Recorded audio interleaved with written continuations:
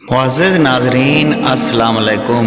हज़रत मालिक बिन दीनार रहमतुल्लाह अलैह फरमाते हैं कि मैं हज के लिए घर से जा रहा था। रास्ते में एक कौवे को देखा कि उसकी चोंच में रोटी है। मैंने कहा कि ये कौवा उड़ता जा रहा है और इसकी चोंच में रोटी, वाकई इसकी शान अजीब है। मैं उस कौवे के पीछे चलता रहा यहाँ तक कि वो एक गार में उतरा। मैं भी उस गार की तरफ गया तो क्या देखता हूँ कि एक शख्स जिसके दोनों हाथ पांव बंधे हुए हैं और वो कौवा उसके मुंह में यक्के बाद दीगरे रोटी के लुक़मे डाल रहा है। इसके बाद कौवा उड़ गया और वापस नहीं आया।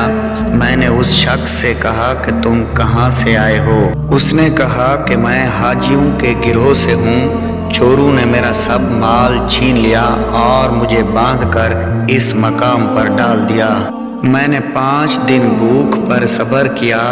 फिर मैंने कहा कि ऐ वो ज़ात पाक जिसने अपनी किताब में फरमाया है कि कौन शख्स है जो परेशान हाल को जवाब देता है जब वो उसको पुकारता है, और कौन है जो रंज को दूर करता है। मैं परेशान हाल हूँ, मुझ पर रहम कर।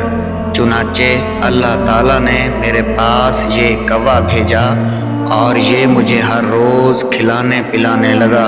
हज़रत मालिक बिन दीनार रहमतुल्लाह अलैह फरमाते हैं कि इसके बाद मैंने उस शख्स का बंद खोल दिया और हम वहाँ से चले गए। रास्ते में हमें शिद्दत की प्यास लगी। हमारे पास पानी ना था। हमने मैदान में नज़र दौड़ाई तो एक कुआं देखा। उस कुएं पर बहुत से हिरन देखे। चुनाचा हमने कहा अल्लाह का शुक्र है कि हमने कुआं पाया। हम उसके करीब गए। इसके बाद हिरन वहाँ से भाग गए। जब हम कुएं के पास पहुँचे तो पानी कुएं की गहराई में चला गया। मैंने उससे पानी खींचा और प्यास के बाद मैंने कहा कि ऐ परवरदिगार, ये हिरन ना तो रुकू करते हैं और ना ही सजदा करते हैं, इसके बावजूद तूने उन्हें ज़मीन की सतह पर पानी पिलाया और हम 100 गज दूरी से पानी खींचने के मोहताज हुए। तो हातिफ गैबी ने कहा कि आए मालिक बिन दीनार, बेशक इन हरनों ने हम पर भरोसा किया, इसलिए हमने उनको पानी पिलाया और तुमने रस्सी और डोल पर भरोसा किया। मुअज़्ज़िज़ नाज़रीन, आपकी समातों का बेहद शुक्रिया।